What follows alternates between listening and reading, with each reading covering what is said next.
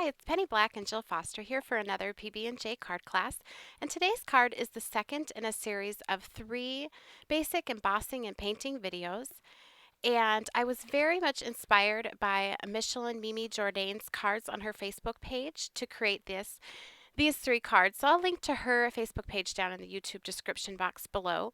Today I'll be featuring Penny Black's stamp called Flower Perch in today's video, and that's just a quick look at all the supplies, but I'll put those back up on screen at the very end of the video, so if you want to look at them in more detail at that time, you can just hit pause and do so.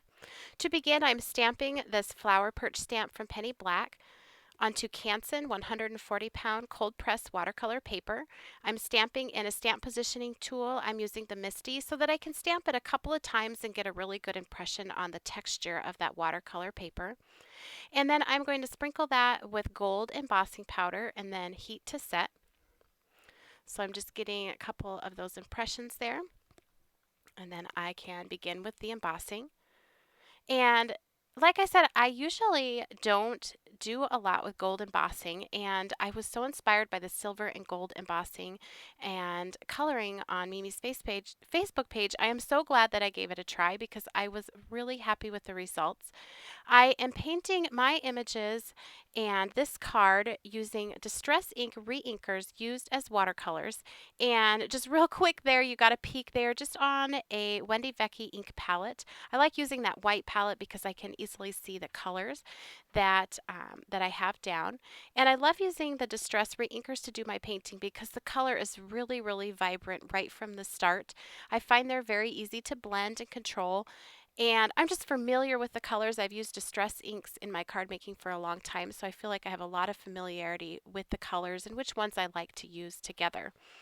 What I do is I apply that ink mixed with a little bit of water onto the area that I'm coloring, and when it's still wet, I can drop in other colors and kind of allow them to mix and blend on their own. And I drop the color initially in where I want the shading to be darker, and it sort of bleeds out into the rest of the area.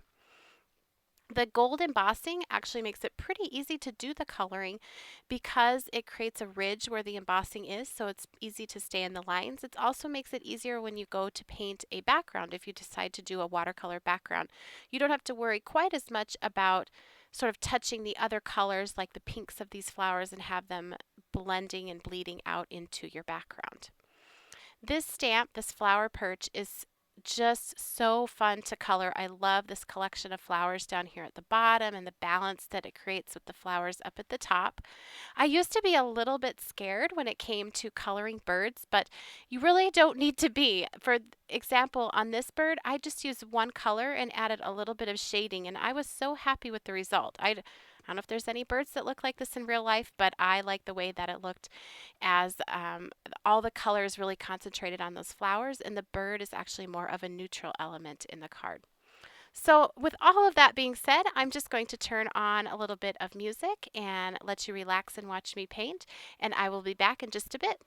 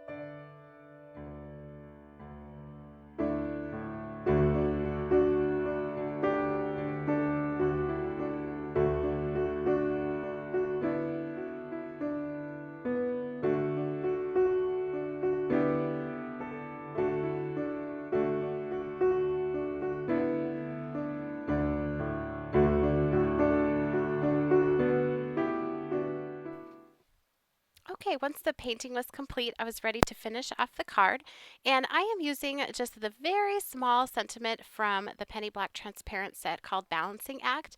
I wanted just something very light and basic for this sentiment, so I'm using this word love, and I'm stamping this using Acorn Archival ink.